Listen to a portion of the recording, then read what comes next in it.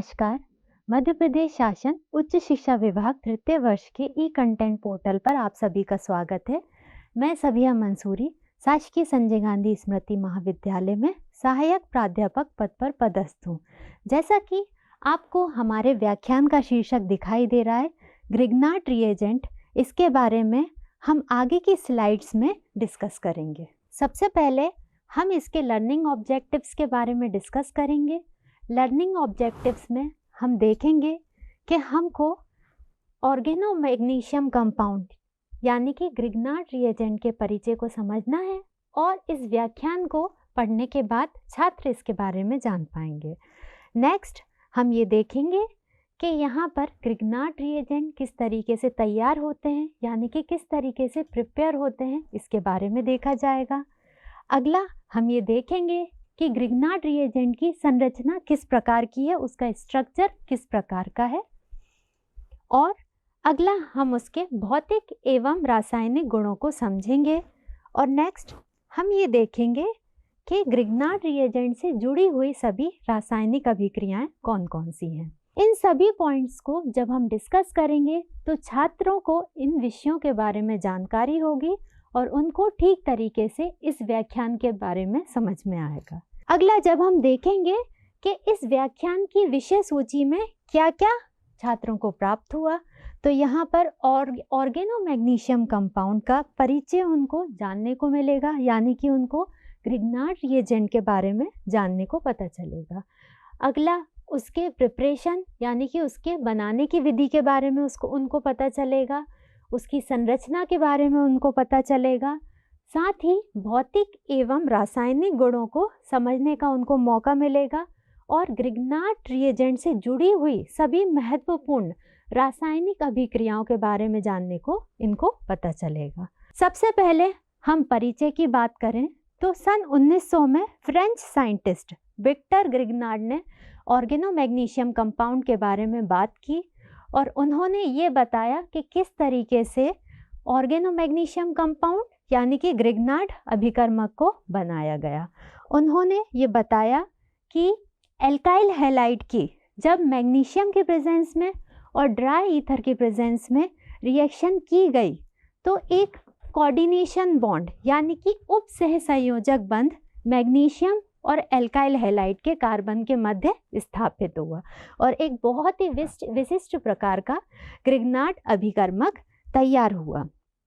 अब इस ग्रिग्नार्ड अभिकर्मक की खासियत कई सारी अभिक्रियाओं में थी, तो उनके सम्मान के लिए उनको नोबेल प्राइज से पुरस्कृत भी किया गया। साथ ही इस ग्रिग्नार्ड अभिकर्मक का नाम उन्हीं के नाम पर यानी कि विक्टर ग्रिग्नार्ड के नाम पर ग्रिग्नार्ड रिएजेंट रखा गया। आगे जब हम इसके प्रिपरेशन को डिस्कस करेंगे तो यहाँ पर जैसा कि हमको दिखाई दे रहा है कि एक एल्काइल हैलाइड मैग्नीशियम और ड्राई ईथर की उपस्थिति में जब रिएक्ट कर रहा है तो एल्काइल ग्रुप के कार्बन और मैग्नीशियम के बीच एक कोऑर्डिनेशन बॉन्ड स्थापित होगा और एज अ रिजल्ट हमको RMGX यानी कि ग्रिग्नार्ड रिएजेंट प्राप्त होगा। इसी तरीके से अगर हम संरचना के आधार पर देखें तो यहाँ पर हमने मिथाइल आयोडाइड लिया है और मैग्नीशियम और ईथर की प्रेजेंस में ये अभिक्रिया कंप्लीट की है। तो यहाँ पर आपको मिथाइल मैग्नीशियम आयोडाइड नाम का ग्रिग्नार्ड अभिकर्मक प्राप्त हुआ। अब हम अगर एल्काइल हैलाइड की रिएक्टिविटी की बात करें तो यहाँ पर जो एल्काइल आयोडाइड है वो मोस्ट रिएक्टिव हैं in comparison to alkyl bromide, और जो सबसे लीस्ट रिएक्टिव हैं वो हैं एल्काइल क्लोराइड। इसका तात्पर्य ये है कि अगर हम एल्काइल आयोडाइड लेंगे तो ये फास्ट ग्रिग्नार्ड रिएजेंट बनाएंगे in comparison to alkyl bromide, और अगर हम एल्काइल क्लोराइड लेते हैं तो वो सबसे धीरे ग्रिग्नार्ड रिएजेंट बनाएंगे। जब हम आगे संरचना डिस्कस करेंगे तो हमने ये पाया कि ये जो ग्रिग्नार्ड अभिकर्मक हैं ये मोनोमर्स में भी उपस्थित होते हैं, ये डाइमर्स में भी उपस्थित होते हैं, एज वेल एज साथ ही ये ट्राइमर्स में भी उपस्थित होते हैं। अब ये मोनोमर्स में, डाइमर्स में और ट्राइमर्स में किस तरीके से उपस्थित होते हैं? तो जब भी एल्काइल मैग्नीशियम हैलाइड, जैसा कि आप यहाँ पर देख रहे हैं, यहाँ पर एल्काइल मैग्नीशियम हैलाइड का एक मॉलिक्यूल है और ये डाई इथाइल ईथर के साथ एक कॉम्प्लेक्स बनाए हुए है, बट यहाँ पर सिर्फ एक ही मॉलिक्यूल एल्काइल मैग्नीशियम हैलाइड का पार्टिसिपेट कर रहा है, तो हम ये बोलेंगे कि ये एक मोनोमर के फॉर्म में प्रेजेंट है। इसी तरीके से जैसा कि हमको पता है कि ग्रिग्नार्ड रिएजेंट सॉल्यूशन फॉर्म में ईथर की प्रेजेंस में ही स्टेबल होता है, बट अगर हम डाइमर की बात करें तो यहाँ पर ग्रिग्नार्ड रिएजेंट के 2 मॉलिक्यूल पार्टिसिपेट कर रहे हैं, जैसा कि यहाँ पर हमको दिखाई दे रहा है स्क्रीन पर कि यहाँ पर 2 molecules of Grignard reagent in combination with diethyl ether यहाँ पर कॉम्प्लेक्स बनाए हुए हैं। तो हमने इजीली डिस्टिंग्विश कर लिया कि हमारी मोनोमर यूनिट कौन सी है एज वेल एज हमारी डाइमर यूनिट कौन सी है। इसी तरीके से ट्राइमर के फॉर्म में भी उपस्थित हो सकते हैं। तो ट्राइमर जब हम देखेंगे तो ये एक इनकम्प्लीटेड स्ट्रक्चर है, तो यहाँ पर 3 मॉलिक्यूल होने चाहिए ग्रिग्नार्ड रिएजेंट के, बट यहाँ पर आपको क्लियरली 2 मॉलिक्यूल्स तो दिखाई दे रहा है। इसी तरीके से जब हम चेन को आगे बढ़ाएंगे तो यहाँ पर तीसरा भी मॉलिक्यूल होगा ग्रिग्नार्ड रिएजेंट का। तो इसी तरीके से ईथर के साथ जब वो कॉम्प्लेक्स फॉर्म में होंगे तो आपको ट्राइमर के फॉर्म में मिलेंगे।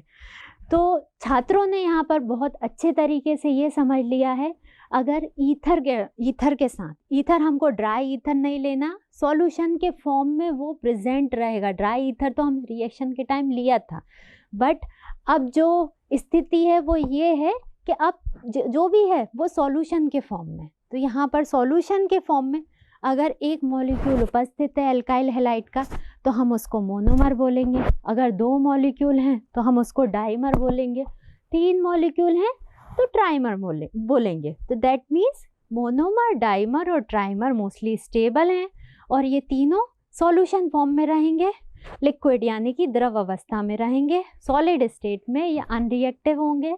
रिएक्टिव नहीं होंगे तो हमेशा हमको सॉल्यूशन फॉर्म में इनको लेना है। और भी अगर हम इसके स्ट्रक्चर की बात करें कि किस तरीके से ये मोनोमर, डाइमर और ट्राइमर बनते हैं, तो हमको ये पता है कि जब डाइथाइल ईथर होता है जो कि सॉल्यूशन फॉर्म में होता है, तो यहाँ पर 2 लोन पेयर ऑफ इलेक्ट्रॉन आपको दिखाई दे रहे हैं। अब ये जो 2 लोन पेयर ऑफ इलेक्ट्रॉन है, इसमें से एक lone pair of electron magnesium के साथ क्या करेगा, कोऑर्डिनेट बॉन्ड बनाएगा। कौन सा? कोऑर्डिनेट बॉन्ड, उप सहसंयोजक बंध बनाएगा। तो एक मैग्नीशियम तो जुड़ गया एक लोन पेयर ऑफ इलेक्ट्रॉन के साथ, अब दूसरा लोन पेयर ऑफ इलेक्ट्रॉन इसका फ्री बचा। अब जो free lone pair of electron है ये क्या करेगा, दूसरे एल्काइल मैग्नीशियम हैलाइड के साथ कोऑर्डिनेट बॉन्ड बनाएगा, मतलब उप सह संयोजक बंध बनाएगा। इस तरीके से डाइमराइजेशन, ट्राइमराइजेशन कंटिन्यू होता जाएगा। जितने आप ऑक्सीजन एटम डालते जाएंगे उतना चेन स्ट्रक्चर इसमें बनता जाएगा। तो हमने इजीली ये समझ लिया कि किस तरीके से मोनोमर से कन्वर्जन हो रहा है डाइमर में, डाइमर से कन्वर्जन हो रहा है ट्राइमर में, और आगे भी चेन स्ट्रक्चर बन सकते हैं। बट स्टेबिलिटी की बात करें तो मोनोमर, डाइमर और ट्राइमर ये तीनों ही स्टेबल रहेंगे। और बहुत इजी वे में हमने ये समझ लिया कि lone pair of oxygen atom और मैग्नीशियम मेटल एलिमेंट दोनों कोऑर्डिनेट बॉन्ड बनाएंगे, यानी कि उप सहसंयोजक बंध बनाएंगे और ये चेन रिएक्शन कंटिन्यू होती जाएगी। ये संरचना बहुत अच्छे तरीके से छात्रों ने समझी होगी यहाँ पर। अब आगे बात करें, जो कि हमने स्टार्टिंग स्लाइड्स में देखा था कि हम ग्रिग्नार्ड रिएजेंट के भौतिक गुण साथ ही साथ रासायनिक गुणों को समझेंगे। तो सबसे पहले हम भौतिक गुणों की बात करेंगे। तो ग्रिग्नार्ड रिएजेंट रंगहीन होते हैं, यानी कि कलरलेस कंपाउंड होते हैं, इनका कोई कलर नहीं होता। हम ये नहीं बोल सकते कि लाल हैं, नीले हैं, पीले हैं, हम बोलेंगे कि ये कलरलेस कंपाउंड है। इसी तरीके से हम ये बोलें कि ये कैसे हैं, नॉन वोलेटाइल सॉलिड। अवाष्पशील ठोस पदार्थ हैं। इसका मतलब क्या है कि अगर हम इनको बर्न करेंगे, जलाएंगे, तो ये वेपराइज नहीं होंगे, ये भाप के फॉर्म में नहीं उड़ेंगे, ये नॉन वॉलेटाइल कंपाउंड है। और हम रूम टेम्परेचर पे भी इनको रखेंगे तो ये भाप के फॉर्म में नहीं वेपराइज होंगे, क्योंकि ये नॉन वॉलेटाइल कंपाउंड है। नॉन वॉलेटाइल कंपाउंड है तो आई थिंक इनकी कोई एक स्पेसिफिक स्मेल भी जनरेट नहीं होगी, इनकी कोई गंध नहीं जनरेट होगी। इसी तरीके से जैसा कि हम डिस्कस कर रहे थे अपनी प्रीवियस स्लाइड्स में कि ये मोनोमर बनाएंगे, डाइमर बनाएंगे, ट्राइमर बनाएंगे, और हमने ये बोला था ये ठोस अवस्था में नहीं बनाएंगे। ये कौन सी अवस्था में बनाएंगे? सॉल्यूशन स्टेट में। तो सेकंड पॉइंट यही बता रहा है हमारा कि जब कभी भी ग्रिग्नार्ड रिएजेंट करेगा तो ईथर के सॉल्यूशन में ही रिएक्ट करेगा। Without ether Grignard reagent unreactive है, यानी कि किसी भी प्रकार की कोई भी रिएक्शन नहीं देगा। अगला इसी तरीके से वही चीज़ हम ये बता रहे हैं कि ईथर की प्रेजेंस में रिएक्ट कर रहा है, और थर्ड पॉइंट क्या बता रहा है कि ठोस अवस्था में रिएक्ट नहीं कर रहा। तो दैट मीन्स जब हम ईथर का सॉल्यूशन फॉर्म लेंगे और ये लिक्विड स्टेट में रहेंगे तभी इनकी रिएक्शन होगी। आगे हम बात करेंगे इनकी रासायनिक गुणों के बारे में। तो रासायनिक गुणों के बारे में जब हम स्टडी करेंगे तो सबसे पहली बात ये आ जाएगी कि ये जो ग्रिग्नार्ड रिएजेंट है ये हाईली रिएक्टिव है। दैट मीन्स ये बहुत फास्ट रिएक्शंस देगा और कई सारे कंपाउंड्स बनेंगे इसकी हेल्प से। इसीलिए ग्रिग्नार्ड रिएजेंट की बहुत ज़्यादा उपयोगिता है रसायन शास्त्र में। केमिस्ट्री में जो बहुत उपयोगी कंपाउंड है वो है ग्रिग्नार्ड रिएजेंट, क्योंकि ये हाईली रिएक्टिव है। हम इससे चाहें तो कई सारे कंपाउंड्स बना सकते हैं जो कि हमको ईजिली अवेलेबल हो जाएंगे। अब इसी तरीके से हम क्या करेंगे, इसके स्ट्रक्चर जो हमने संरचना में पढ़ा था उसी तरीके से अगर हम शॉर्ट में देखें इसके रासायनिक गुणों के आधार पर, तो RMgX जो कंपाउंड है जो कि हमारा ग्रिग्नार्ड रिएजेंट है, तो R के ऊपर एक नेगेटिव चार्ज है, पार्शियली नेगेटिव चार्ज, जो R नेगेटिव को क्या बना रहा है? Carbon ion. तो कार्बन आयन यहाँ R नेगेटिव नहीं है, उसमें जो कार्बन है उसके ऊपर जो नेगेटिव चार्ज है उसकी वजह से ये कार्बन आयन के रूप में है। और मैग्नीशियम जो लेस इलेक्ट्रोनेगेटिव है, यानी कि इसके ऊपर क्या आ गया? पॉजिटिव चार्ज आ गया, तो ये कार्बोकैटायन के फॉर्म में। इसी की वजह से ये अपनी सारी रिएक्शंस दे रहा है। जब ये दूसरे कंपाउंड से रिएक्ट करेगा तो कोवलेंट बॉन्ड बनाएगा। तो यहाँ पर तीसरा पॉइंट ये बता रहा है कि जो सी के ऊपर, कार्बन के ऊपर नेगेटिव चार्ज है, मतलब जो R नेगेटिव यहाँ पर दिखाई दे रहा है, या R नेगेटिव जैसा कि हम बोल रहे हैं कि R नेगेटिव के अंदर भी C नेगेटिव है, कार्बन के ऊपर नेगेटिव चार्ज है। तो यहाँ पर एक नाभिक स्नेही यानी कि nucleophile, nucleus loving, positive charge loving species है जो पॉजिटिव की तरफ अट्रैक्ट होगी। तो R नेगेटिव कंबाइन होगा किसी न किसी पॉजिटिव चार्ज की तरफ और अलग अलग प्रकार के कंपाउंड बनेंगे। तो हमने ये जाना, ये मोस्ट इम्पॉर्टेंट पॉइंट है कि ये जो जितनी भी रिएक्शंस होती हैं ग्रिग्नार्ड रिएजेंट में, ये किस प्रकार की होती हैं? न्यूक्लियोफिलिक टाइप की रिएक्शंस होती हैं। ये एक प्रकार का नाभिक स्नेही कंपाउंड है। भौतिक और रासायनिक गुणों को समझने के बाद अब हम देखेंगे कि ग्रिग्नार्ड रिएजेंट में कौन कौन सी मोस्ट इम्पॉर्टेंट रासायनिक अभिक्रियाएं होती हैं। तो यहाँ पर 3 प्रकार की मोस्ट इम्पॉर्टेंट रासायनिक अभिक्रियाएं होती हैं। सबसे पहले नंबर की जो होती हैं रासायनिक अभिक्रियाएं, उनको हम बोलते हैं डबल डिकम्पोजिशन, यानी कि उभय अपघटन। और दूसरी जो जिनका दूसरा नाम है न्यूक्लियोफिलिक सब्स्टिट्यूशन रिएक्शन, यानी कि नाभिक स्नेही प्रतिस्थापन अभिक्रियाएं ये होती हैं। ये हम आगे की स्लाइड्स में डिस्कस करेंगे, एग्जाम्पल्स लेंगे और उदाहरण, कई सारे उदाहरण लेकर हम एक एक करके इनको समझेंगे कि ये क्या होती हैं, बहुत ही इजी वे में समझेंगे। सेकंड, जब हम देखेंगे तो purely nucleophilic addition reaction, nucleophilic addition यानी कि नाभिक स्नेही योग अभिक्रियाएं, है ना। हमने जैसा कि प्रीवियस स्लाइड में डिस्कस किया था कि ग्रिग्नार्ड रिएजेंट में जितनी भी अभिक्रियाएं होंगी वो कैसी होंगी? आपकी न्यूक्लियोफिलिक टाइप रिएक्शंस होंगी। तो हम आगे उनके एग्जाम्पल्स डिस्कस करेंगे। और तीसरी प्रकार की जो होंगी वो दोनों प्रकार की होंगी, मतलब जो फर्स्ट टाइप है और जो सेकंड टाइप है उनका कॉम्बिनेशन होगा। तो वो सारे उदाहरण भी हम देखेंगे, वो सारे एग्जाम्पल्स भी हम आगे चल के डिस्कस करेंगे। सबसे पहले हम देखते हैं डबल डिकम्पोजिशन और न्यूक्लियोफिलिक सब्स्टिट्यूशन रिएक्शन। तो सबसे पहला हमारा उदाहरण है फॉर्मेशन ऑफ हाइड्रोकार्बन्स। हाइड्रोकार्बन्स आप सभी जानते होंगे। हाइड्रोकार्बन्स कौन कौन से होते हैं, जैसे कि एल्केन, एल्कीन, एल्काइन। तो ये किस तरीके से बनते हैं, ये आपके सारे हाइड्रोकार्बन्स हैं।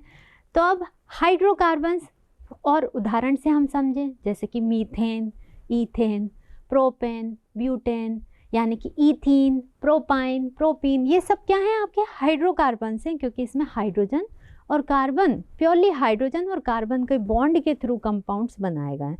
तो पहला उदाहरण जब हम डिस्कस करेंगे तो यहाँ देखेंगे हमारा ये जो ग्रिग्नार्ड रिएजेंट है। तो ग्रिग्नार्ड, कौन सा ग्रिग्नार्ड रिएजेंट यहाँ पर लिया है हमने, इथाइल मैग्नीशियम आयोडाइड। आपको पता है इथाइल मैग्नीशियम आयोडाइड यानी कि आयोडाइड टाइप के जो ग्रिग्नार्ड रिएजेंट हैं वो बहुत जल्दी बनते हैं और बहुत फास्ट रिएक्शन देते हैं।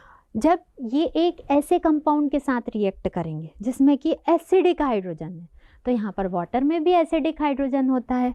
कैसे होता है, तो यहाँ देखिए, यहाँ पर आप H पॉजिटिव जो चार्ज है वाटर में, इसकी वजह से ये एसिडिक है। और यहाँ पर क्या होगा, ये अट्रैक्ट होगा किसकी तरफ, मैग्नीशियम पॉजिटिव चार्ज की तरफ। क्या अट्रैक्ट होगा, OH नेगेटिव चार्ज वाटर का। बट H पॉजिटिव चार्ज किसकी तरफ अट्रैक्ट होगा, आपके इथाइल ग्रुप की तरफ, और ये क्या बना लेगा, ईथेन। तो ईथेन एक प्रकार का क्या है, हाइड्रोकार्बन, जैसे कि हमने। इसी तरीके से आप चाहें तो यहाँ पर मिथाइल ग्रुप ले सकते हैं, आप चाहें तो प्रोपाइल ग्रुप ले सकते हैं, आप चाहें तो ब्यूटाइल ग्रुप ले सकते हैं, और लॉन्ग चेन हाइड्रोकार्बन्स भी बना सकते हैं। इसकी जगह आयोडीन की जगह आप ब्रोमाइड ले सकते हैं, ब्रोमाइड की जगह आप क्लोराइड ले सकते हैं। तो कई सारे सब्स्टिट्यूएंट आपके तैयार हो सकते हैं। तो ये हमने बहुत अच्छे से देख लिया कि किस तरीके से नेक्स्ट अगला हम देखेंगे एक्शन ऑफ हेलोजन। जब एक्शन ऑफ हेलोजन की बात आएगी तो यहाँ पर जो हमने लिया है वो लिया है मिथाइल क्लोराइड। और इसी तरीके से अब ग्रिग्नार्ड रिएजेंट की रिएक्शन किस तरीके से होगी मिथाइल क्लोराइड के साथ। तो यहाँ पर जैसा कि हमको पता है कि कार्बन के ऊपर क्या है, नेगेटिव चार्ज, और मैग्नीशियम के ऊपर क्या है, पॉजिटिव चार्ज। तो यहाँ पर ये जो कार्बन के ऊपर नेगेटिव चार्ज है ये अट्रैक्ट होगा मिथाइल क्लोराइड के कार्बन के पॉजिटिव चार्ज की तरफ, और क्लोरीन के ऊपर पार्शियली नेगेटिव चार्ज यहाँ पर डेवलप हुआ है। तो यहाँ पर जो कंपाउंड बनेगा वो हो जाएगा आपका एल्केन, और यहाँ पर एक कॉम्प्लेक्स बन जाएगा मैग्नीशियम, ब्रोमीन और क्लोरीन का। अब अगला इसी तरीके से आगे भी जब हम डिस्कस करेंगे तो यहाँ पर हमने क्या लिया है, एक अनसैचुरेटेड एल्कीन ब्रोमाइड लिया है जो कि ग्रिग्नार्ड रिएजेंट के साथ रिएक्ट करेगा। तो यहाँ पर क्लियरली आपको स्लाइड्स में दिखाई दे रहा है कि यहाँ पर कार्बन के ऊपर पॉजिटिव चार्ज है, ब्रोमीन के ऊपर नेगेटिव चार्ज है, ग्रिग्नार्ड रिएजेंट के मैग्नीशियम के ऊपर पॉजिटिव चार्ज है, और ग्रिग्नार्ड रिएजेंट के कार्बन के ऊपर नेगेटिव चार्ज है। तो सिंपल प्लस माइनस केमिस्ट्री जब हम लगाएंगे तो यहाँ देखेंगे कि कार्बन का पॉजिटिव चार्ज किसके साथ कंबाइन हो जाएगा, कार्बन के नेगेटिव चार्ज की तरफ, और ब्रोमीन का नेगेटिव चार्ज किसकी तरफ कंबाइन हो जाएगा, मैग्नीशियम के पॉजिटिव चार्ज की तरफ। और यहाँ पर हमको ब्यूटीन मिल जाएगा जो कि एक नया हाइड्रोकार्बन है, और हमको एक कॉम्प्लेक्स कंपाउंड मिल जाएगा डाइब्रोमो मैग्नीशियम टाइप का। इसी तरीके से जब हम हेलो कंपाउंड्स की बात करें तो अगले हेलो कंपाउंड में हम डायरेक्टली मॉलिक्यूल भी ले सकते हैं, जैसे कि हमने यहाँ पर आयोडीन का मॉलिक्यूल ले लिया है और इसकी रिएक्शन करा दी है हमने ग्रिग्नार्ड रिएजेंट के साथ। तो यहाँ पर अब हम अज्यूम कर सकते हैं कि यहाँ पर एक आयोडीन के ऊपर डेल्टा पॉजिटिव चार्ज होगा और दूसरे आयोडीन के ऊपर डेल्टा नेगेटिव चार्ज होगा। अब एक पॉजिटिव चार्ज किसकी तरफ अट्रैक्ट होगा, कार्बन के नेगेटिव चार्ज की तरफ अट्रैक्ट होगा, और यहाँ पर आपको क्या मिल जाएगा, मिथाइल आयोडाइड नाम का एल्काइल आयोडाइड मिल जाएगा, और एक कॉम्प्लेक्स बन जाएगा आपका मैग्नीशियम ब्रोमाइड के साथ, और इसके साथ भी आयोडीन जुड़ जाएगा। तो यहाँ पर जब हम प्योरली आयोडीन मॉलिक्यूल ले रहे हैं तो हमको अगेन एल्काइल हैलाइड का दूसरा टाइप मिल रहा है। सिमिलरली जब हम देख रहे हैं यहाँ पर आप क्या ले रहे हैं, ईथर ले रहे हैं, लेकिन आपने हेलो ईथर लिया है। यहाँ पर हेलो ईथर यानी कि कोई भी हेलोजन लिया है, तो यहाँ पर आपने क्लोरो डाइमिथाइल ईथर लिया है। क्लोरो डाइमिथाइल ईथर की रिएक्शन किसके साथ की है, ग्रिग्नार्ड रिएजेंट के साथ की है। जब आपने ये रिएक्शन की है तो अब आपको ये देखना पड़ेगा कि क्या किसकी तरफ अट्रैक्ट हो रहा है, किसके ऊपर पॉजिटिव चार्ज है, किसके ऊपर नेगेटिव चार्ज है। तो यहाँ पर हमने ये अज्यूम कर लिया है कि ये क्लोरीन के ऊपर क्या है, नेगेटिव चार्ज है, और जो ईथर की जो दूसरी बॉडी है, जो दूसरा पार्ट है, उसके ऊपर क्या है, पॉजिटिव चार्ज है। तो इथाइल मैग्नीशियम आयोडाइड नाम का ग्रिग्नार्ड रिएजेंट हमने लिया है, और इसका जो इथाइल ग्रुप है जिसके ऊपर नेगेटिव चार्ज है वो डाई मिथाइल ईथर की स्पीशीज़ की तरफ अट्रैक्ट होगा, और जो कंपाउंड है वो बन जाएगा आपका प्रोपाइल मिथाइल ईथर, और ये आपका एक conjugated compound as a by product अलग सेपरेट हो जाएगा। इस रिएक्शन के बाद जब हम देखेंगे तो हमारी जो अगली टाइप की रिएक्शन है वो है एक प्रकार के एल्काइन के साथ। तो यहाँ पर देखिए आपने कौन से टाइप का एल्काइन लिया है, ये प्रोपाइन लिया है, और प्रोपाइन में भी यहाँ पर हाइड्रोजन के ऊपर पार्शियली पॉजिटिव चार्ज है, और मिथाइल मैग्नीशियम आयोडाइड के कार्बन के ऊपर पार्शियली नेगेटिव चार्ज है। अब यहाँ का जो हाइड्रोजन है वो कंबाइन कर रहा है मिथाइल यूनिट के साथ, और आपको एज अ रिजल्ट क्या मिल रहा है, मीथेन मिल रहा है। अब मीथेन जब मिल रहा है तो एक कॉम्प्लेक्स बन जाएगा एल्काइन के साथ मैग्नीशियम आयोडाइड का। ये फर्दर रिएक्शन होगी एल्काइल हैलाइड के साथ, और जब ये फर्दर रिएक्शन होगी तो ये पूरी मिथाइल यूनिट किसके साथ कंबाइन हो जाएगी, एल्काइन के साथ, और डाईआयोडो मैग्नीशियम अलग सेपरेट हो जाएगा, और आपको क्या मिल जाएगा, ब्यूटाइन मिल जाएगा। तो देखिए आपने जितने भी एग्जाम्पल देखे हैं तो यहाँ पर अनसैचुरेटेड प्लस सैचुरेटेड सभी प्रकार के कंपाउंड का डिस्कशन हुआ है, और हम लॉन्ग चेन कंपाउंड भी बना सकते हैं, एल्कीन के भी एल्काइन के भी। ये आपके सिलेक्शन पे डिपेंड करेगा कि आप किस टाइप का ग्रिग्नार्ड रिएजेंट ले रहे हैं, किस टाइप का आप एल्काइन ले रहे हैं, किस टाइप के आप एल्कीन ले रहे हैं। ये सारे आपके सिलेक्शन पे डिपेंड करेगा, बट रिएक्शन सारी बहुत फास्ट होंगी क्योंकि हम किसकी हेल्प से कर रहे हैं, ग्रिग्नार्ड रिएजेंट की हेल्प से कर रहे हैं। नेक्स्ट टाइप की जो हम रिएक्शंस को डिस्कस करेंगे वो है हमारी nucleophilic addition reaction. First type की हमने डबल डिकम्पोजिशन डिस्कस कर लिए। नेक्स्ट टाइप की हम नाभिक स्नेही योगात्मक अभिक्रियाओं को डिस्कस करेंगे। तो सबसे पहले एग्जाम्पल में जो बनने वाले कंपाउंड हैं वो है प्राइमरी अल्कोहल। प्राइमरी अल्कोहल आप जानते होंगे, प्राइमरी अल्कोहल वो सारे अल्कोहल जहाँ पर एक कार्बन किससे जुड़ा होगा, एक हाइड्रोक्सिल यूनिट से। इसी तरीके से यहाँ देखिए एक कार्बन किससे जुड़ा हुआ है, एक हाइड्रोक्सिल यूनिट से। अगर मैं 2 R ग्रुप यहाँ पर अटैच कर देती, 2 R ग्रुप यहाँ पर अटैच कर देती, और ये दोनों R ग्रुप किससे जुड़े होते, हाइड्रोक्सिल यूनिट से अटैच होते, तो यहाँ पर इसको हम सेकेंडरी बोलते। इसी की जगह अगर मैं एक और R ग्रुप अटैच कर देती तो ये कौन से हो जाते हैं, आपके टर्शरी टाइप के आपके अल्कोहल हो जाते। लेकिन यहाँ पर हमने जो उदाहरण लिया है वो किसका लिया है, प्राइमरी अल्कोहल का। फिनॉल का निर्माण भी कर सकते हैं हम। तो सबसे पहले रिएक्शन को डिस्कस करते हैं कि किस तरीके से ये रिएक्शन हो रही है। यहाँ पर हमने डायरेक्ट रिएक्शन की है नेसेंट ऑक्सीजन। नेसेंट ऑक्सीजन आप जानते हैं, खाली एक ऑक्सीजन एटम के साथ हमने रिएक्शन किए, और किसके साथ, ग्रिग्नार्ड रिएजेंट के साथ ये रिएक्शन कर रहा है। तो यहाँ पर इंसर्शन हो रहा है। अब ये इंसर्शन क्या होता है ये आपको पता होना चाहिए। इंसर्शन का मतलब होता है कि डायरेक्टली नेसेंट ऑक्सीजन बीच में आके बैठ जाएगा, ये इंसर्शन रिएक्शन है। तो यहाँ पर RMgX के बीच में कौन बैठ गया, आके ऑक्सीजन एटम बैठ गया है। ऑक्सीजन एटम का जब एसिडिक हाइड्रोलिसिस हुआ, एसिडिक हाइड्रोलिसिस मीन्स ऐसे कंपाउंड की हेल्प से हाइड्रोलिसिस करना जहाँ पर H+ उपस्थित हो। तो H+ उपस्थित था, हमने एसिडिक हाइड्रोलिसिस किया, तो यहाँ पर क्या हो गया, ये जो RO यूनिट है, ये RO यूनिट किसके साथ जुड़ गई, H पॉजिटिव के साथ जुड़ के इसने क्या बना दिया, प्राइमरी अल्कोहल। और बाकी जो कुछ था MgX ये किसके साथ जुड़ गया?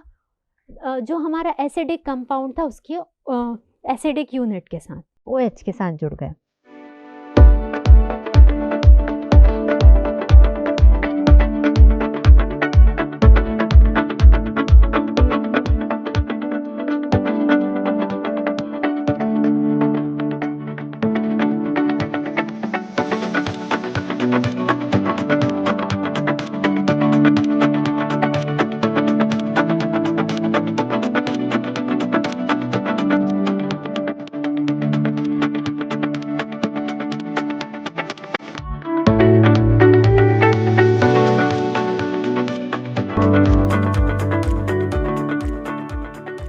नेक्स्ट रिएक्शन जब हम देखेंगे तो कार्बन डाइऑक्साइड के साथ जब हम रिएक्शन देखेंगे तो कार्बन डाइऑक्साइड के साथ क्या बन रहा है आपका? कार्बन डाइऑक्साइड के साथ बनने वाले हैं कार्बोक्सिलिक एसिड, यानी कि कार्बोक्सिलिक एसिड बन रहे हैं, कार्बोक्सिलिक अम्ल का निर्माण हो रहा है। अब ये कैसे होगा? सबसे पहले तो एडिशन, हम क्या डिस्कस कर रहे हैं ये हमारे माइंड में होना चाहिए कि हम क्या डिस्कस कर रहे हैं। हम न्यूक्लियोफिलिक एडिशन रिएक्शन स्टडी कर रहे हैं, तो यहाँ पर न्यूक्लियोफाइल का एडिशन होगा। हर रिएक्शन में, हर एक स्टेप में सबसे पहले न्यूक्लियोफाइल का एडिशन होगा। तो यहाँ पर एक सबसे पहले कॉम्प्लेक्स बन जाएगा कार्बोक्सिलिक CO2 और किसका? ग्रिग्नार्ड रिएजेंट का एक कॉम्प्लेक्स बन जाएगा। तो यहाँ पर जो कार्बन का नेगेटिव चार्ज है वो CO2 के पॉजिटिव चार्ज के साथ कंबाइन करेगा और ये कॉम्प्लेक्स बन गया। अब यहाँ पर एसिडिक हाइड्रोलिसिस होगा, यहाँ भी एसिडिक हाइड्रोलिसिस होगा, और जैसे ही एसिडिक हाइड्रोलिसिस हुआ तो यहाँ पर ये वाली जो यूनिट है ये यूनिट सेपरेट हो जाएगी और इसके साथ जुड़ जाएगा OH। तो ये बन गया एक प्रकार का कार्बोक्सिलिक अम्ल, कार्बोक्सिलिक एसिड, और एक बाय प्रोडक्ट बन गया। अब इसी तरीके से हम देखेंगे, जैसे कि हमने फर्स्ट रिएक्शन में ये देखा था कि ऑक्सीजन एटम की रिएक्शन हो रही थी, इसी तरीके से ऑक्सीजन की फैमिली का ही दूसरा एलिमेंट कौन सा है? सल्फर। तो सल्फर भी इसी प्रकार की रिएक्शन शो कर सकते हैं। तो वहाँ पर प्राइमरी अल्कोहल बन रहे थे, आपके फिनॉल्स बन रहे थे। तो यहाँ पर जब ऑक्सीजन का सब्स्टिट्यूशन कर देंगे हम सल्फर से तो आपके क्या बन जाएंगे? थायो अल्कोहल बन जाएंगे, और क्या बन जाएंगे? आपके मार्केप्टन्स बन जाएंगे। थायो अल्कोहल यानी कि यहाँ पर OH की जगह क्या हो जाएगा? SH हो जाएगा। मार्केप्टन्स कंपाउंड में क्या होते हैं? आपके सल्फर होते हैं ऑक्सीजन की जगह। तो यहाँ पर देखिए यहाँ भी इंसर्शन होगा, जैसे ऑक्सीजन का फर्स्ट रिएक्शन में हमने देखा था न्यूक्लियोफिलिक एडिशन रिएक्शन में, वहाँ ऑक्सीजन का इंसर्शन हुआ था। यहाँ पर किसका इंसर्शन होगा? सल्फर का इंसर्शन होगा। और सल्फर का इंसर्शन हुआ तो सल्फर कहाँ आके बैठ गया? यहाँ बीच में आके बैठ गया, मैग्नीशियम के बगल में आके बैठ गया। और जैसे ये मैग्नीशियम के बगल में आके बैठा तो एसिडिक हाइड्रोलिसिस हुआ अगले स्टेप में। जैसे ही एसिडिक हाइड्रोलिसिस हुआ तो ये आपका थायो अल्कोहल बन गया। तो और जो बाय प्रोडक्ट है वो रिमूव हो गया। तो ये क्लियरली आपको समझ में आ गया होगा कि ऑक्सीजन की जगह सल्फर जब हम लेते हैं तो यहाँ मार्केप्टन्स बन जाते हैं, थायो अल्कोहल्स बन जाते हैं। चौथे टाइप की रिएक्शन जब हम डिस्कस करेंगे तो वहाँ पर हमने सेकेंड टाइप की रिएक्शन में क्या पढ़ा था? कार्बन डाइसल्फाइड, वो कार्बन डाइऑक्साइड। यहाँ पर हम क्या पढ़ेंगे? कार्बन डाइसल्फाइड के साथ रिएक्शन, क्योंकि ऑक्सीजन की जगह अब हमने क्या ले लिया? सल्फर ले लिया। तो कार्बन डाइऑक्साइड की जगह क्या आ गया आपका? कार्बन डाइसल्फाइड आ गया। वहाँ पर क्या बन रहा था आपका सेकेंड टाइप की रिएक्शन में? कार्बोक्सिलिक एसिड, और यहाँ पर क्या बन जाएगा आपका? Thionic acid. जब आप रिलेट करके आप इसको स्टडी करेंगे तो बहुत सिंपल और इजी केमिकल रिएक्शंस हो जाएंगी आपकी। तो यहाँ पर थायोनिक एसिड, जैसे वहाँ पर कार्बोक्सिलिक एसिड बने थे उसी तरीके से थायोनिक एसिड का निर्माण यहाँ हो जाएगा। अब एग्जाम्पल से देखते हैं। वहाँ पर क्या था? ऑक्सीजन लगा था कार्बन के साथ, दोनों साइड CO2 था। रिएक्शन वही सिमिलर टाइप की रिएक्शन है, और यहाँ पर इथाइल मैग्नीशियम आयोडाइड हमने ले लिया। अब यहाँ पर न्यूक्लियोफिलिक एडिशन रिएक्शन में सब कुछ क्या होगा? जुड़ जाएगा, एक एडिशन हो जाएगा। तो यहाँ पर ये जुड़ गया, एडिशन हो गया। एडिशन, एडिटिव प्रोडक्ट का क्या हुआ? एसिडिक हाइड्रोलिसिस हुआ। एसिडिक हाइड्रोलिसिस हुआ। अब यहाँ पर क्या बन गया आपका? थायोनिक अम्ल।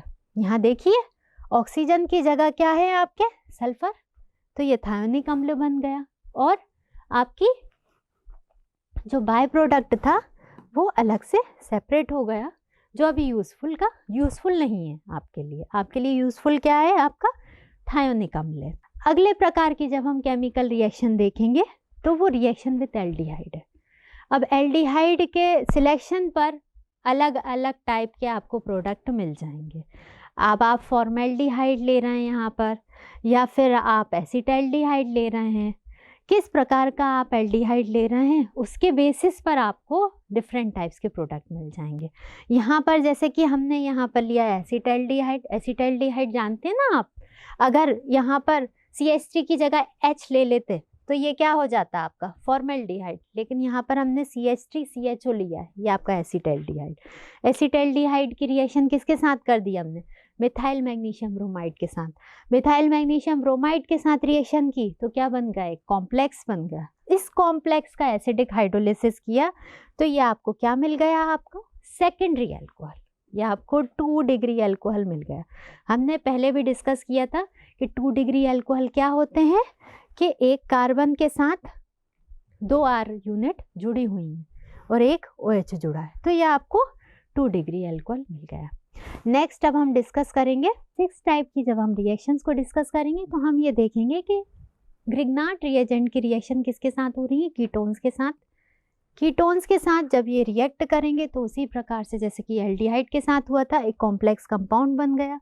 कॉम्प्लेक्स कंपाउंड का जब एसिडिक हाइड्रोलिसिस हमने किया तो हमको क्या मिल गया, 3 डिग्री अल्कोहल मिल गया। 3 डिग्री अल्कोहल हम कैसे बोल रहे हैं, यहाँ पर कार्बन के साथ कितनी एल्काइल यूनिट अटैच है, 1 2 3। 2 होती तो सेकेंडरी अल्कोहल और 1 होती तो प्राइमरी अल्कोहल। यहाँ पर 3 एल्काइल यूनिट अटैच हैं और साथ में एक OH ग्रुप लगा है, अल्कोहलिक ग्रुप लगा है, तो आपको 3 डिग्री अल्कोहल मिल रहा है। किसके साथ, कीटोन के साथ। अगली 7 टाइप की जब हम रिएक्शन देखेंगे, इथिलीन ऑक्साइड, ये एक ट्रायंगल टाइप का कंपाउंड है, ट्राईसाइक्लिक कंपाउंड है इथिलीन ऑक्साइड। अब इथिलीन ऑक्साइड की जब रिएक्शन होगी ग्रिग्नार्ड रिएजेंट मतलब मिथाइल मैग्नीशियम आयोडाइड के साथ, तो जब भी ये कॉम्प्लेक्स बनेगा तो ये जो रिंग है ये रिंग ब्रेक हो जाएगी। जैसे ये रिंग ब्रेक हुई तो ये एक कॉन्जुगेटेड टाइप का कंपाउंड बना और इसका जब हमने एसिडिक हाइड्रोलिसिस किया तो आपको देखिए ये 1 डिग्री अल्कोहल मिल गया है। आपका 1 डिग्री अल्कोहल आपको मिल गया है ना। कैसे हम बोल रहे हैं कि यहाँ पर एक कार्बन यूनिट के साथ एक सिंगल कार्बन यूनिट अटैच है और साथ में क्या जुड़ा हुआ है, OH जुड़ा हुआ है और आपको हाइड्रोक्साइड आयोडाइड मैग्नीशियम टाइप का बाय प्रोडक्ट मिल गया है।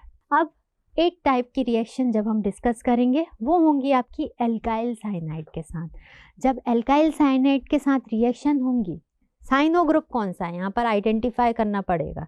तो ये साइनाइड अटैच है, किसके साथ अटैच है, साइनाइड अटैच है, कार्बन के साथ अटैच है और ये साइनाइड रिएक्ट कर रहा है ग्रिग्नार्ड रिएजेंट के साथ एक कॉम्प्लेक्स कंपाउंड। जैसे कि प्रीवियस रिएक्शंस में न्यूक्लियोफिलिक एडिशन हो रहा है सारी रिएक्शंस में, तो यहाँ पर एक कॉम्प्लेक्स कंपाउंड का निर्माण हो रहा है और कॉम्प्लेक्स कंपाउंड के एसिडिक हाइड्रोलिसिस से हमको क्या मिल रहा है, कीटोन।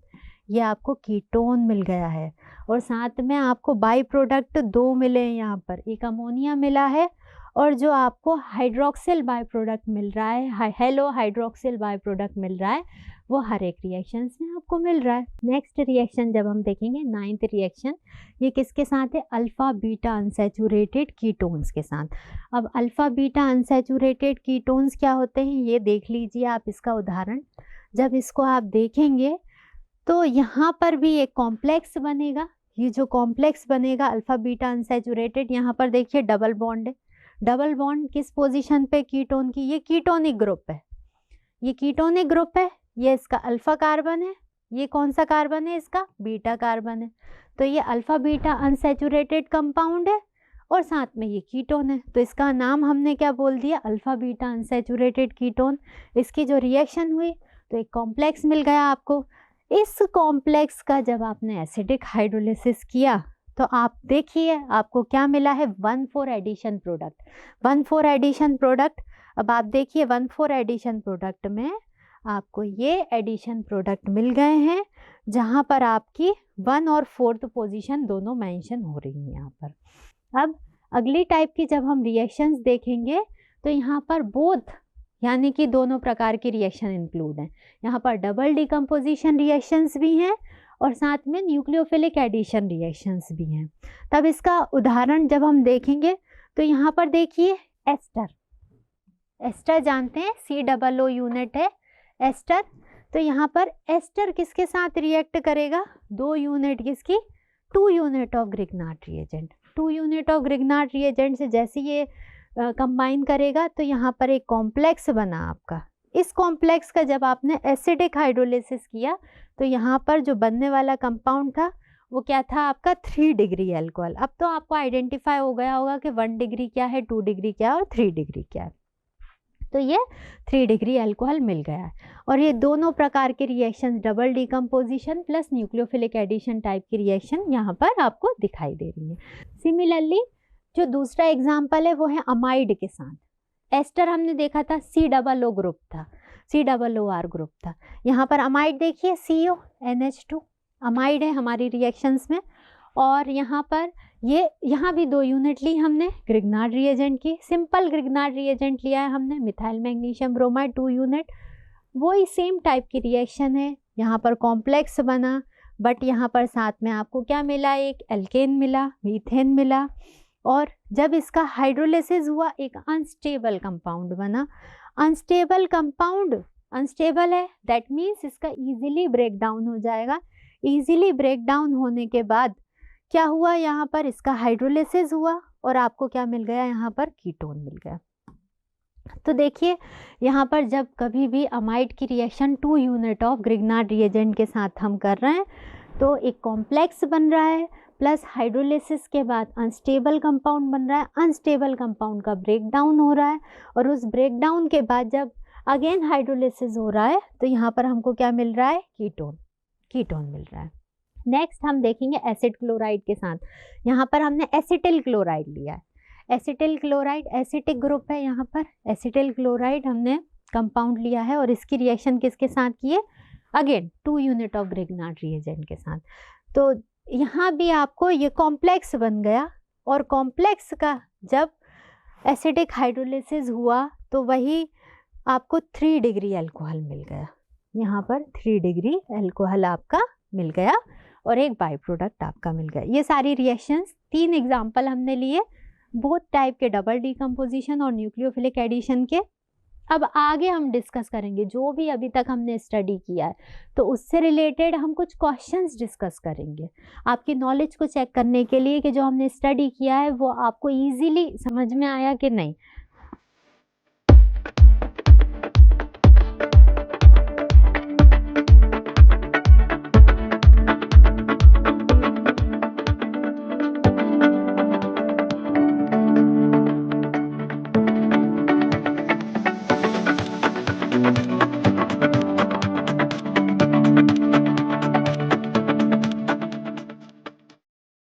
अब हम क्वेश्चंस को डिस्कस करने जा रहे हैं।